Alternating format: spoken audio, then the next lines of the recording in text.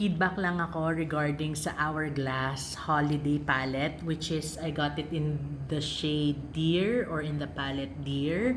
So, last February ko siya nabili. Late in the game na ako twice. Late in the game, first is because nire-release yan mga October, November. Basta Burr months, nagre-release na ng holiday palettes ang Hourglass. And February of this year ko lang siyang nabili.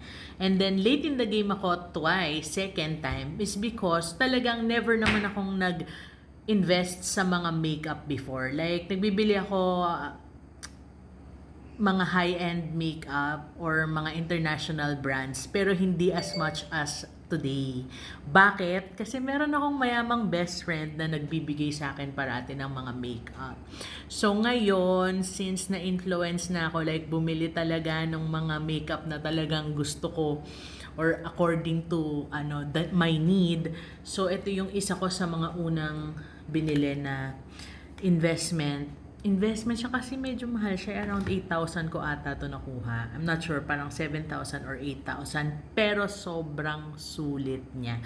If ever you want to buy a makeup na talagang malaki yung magiging effect doon sa overall look mo, I suggest you buy a holiday collection palette. Bakit? Kasi kompleto na siya. Meron na siyang highlighter, meron na siyang finishing powder, meron na siyang blush, meron na siyang bronzer. So with just one palette, you're able to complete your look. And alam nyo, ang laki-laki nung difference.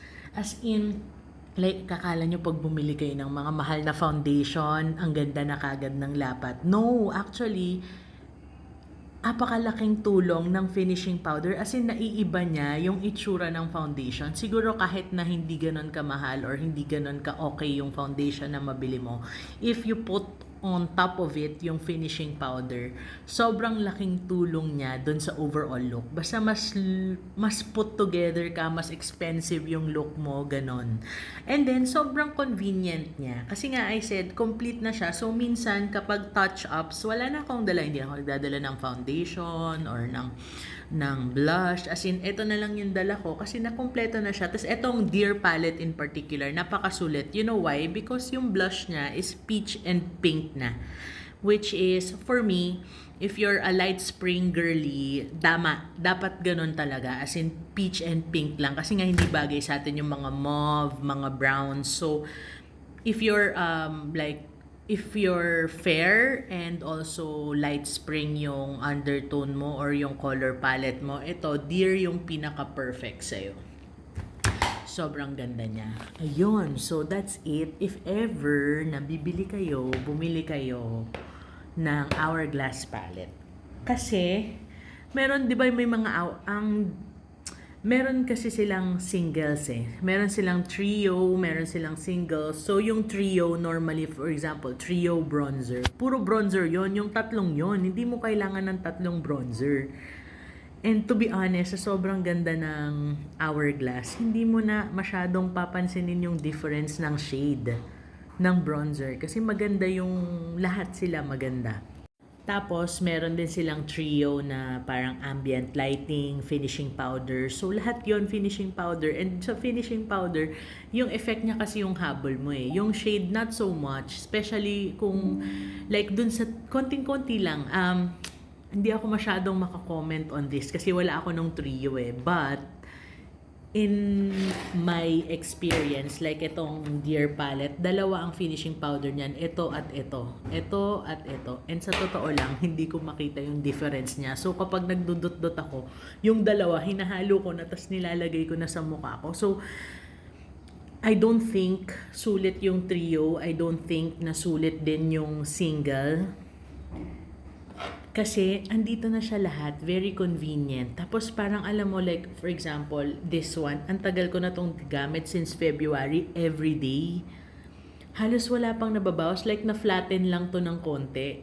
O, compared doon sa iba. Pero, my God, parang forever mo na siyang magagamit. Ang tagal nitong mag-hit pan for sure. Kasi iba yung parang baked yung formula niya. And alam niyo yung mga baked products, diba? Talagang like, hindi siya nauubos masyado. So, ayun.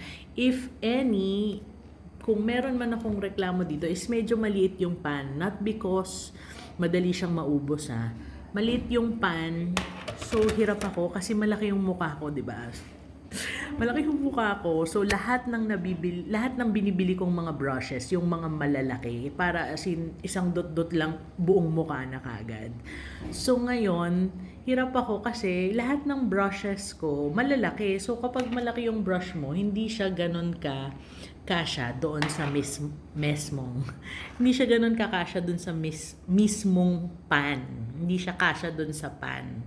So, minsan, ini-scrunch up ko pa yung brush. Or, ayan, bumili ako ng mas manipis para talagang sakto lang siya. I think, parang ano lang to, 20 pesos. Ganon, yung 20 peso coin, ganon lang siya kalaki. So, for a powder, siguro if ever ganon, pag nabwisit na talaga ako, bibili ako ng singles nung ambient light powder, finishing powder. Kasi that's the only complaint I have with this palette. Pero lahat ng good nasa kanya. The only bad thing is, hindi kasya yung mga brush ko. So, ayun. Ayan, so medyo oily naman din talaga ako. Pakita ko sa inyo yung effect. So, finishing powder from that. The camera does not do it justice. Pero immediately, after mo malagay yung finishing powder, parang bagong lagay yung makeup mo. I don't know, nakita nyo ba? Parang ganyan, no? Parang siyang may shine na very fine, na hindi siya as in glitter. Tapos yung shine niya hindi oily. Shine niya na parang glow from within. Ayan ang gustong-gusto ko. Ayan. Okay. Tapos ito, I'm using Chanel Lip and Cheek Balm in the shade Healthy Pink number 2. So this is, I think, around healthy pink siya pero peachy siya, 'di ba? So let's use the peach shade here. On top lang naman. Medyo coral pala 'to. Okay, so medyo blend lang natin.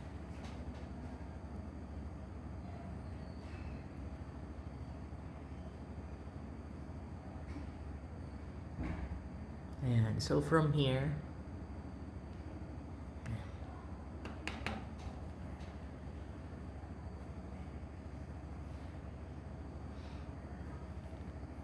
okay, and then let's do bronzer.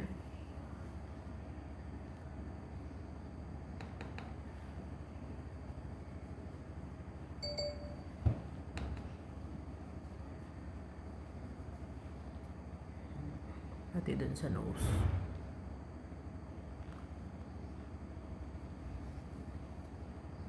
And then, let's do highlighter.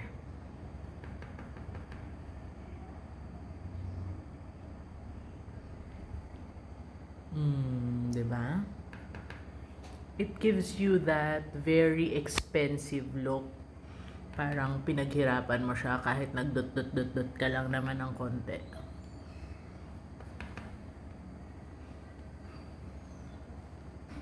Ayan. O, diba? Parang ang fresh kong nilagay yung makeup kahit nag-touch up lang naman talaga ako. So, that's it. If you like something convenient at kompleto na lahat, I think you should explore yung mga holiday palettes ng Hourglass.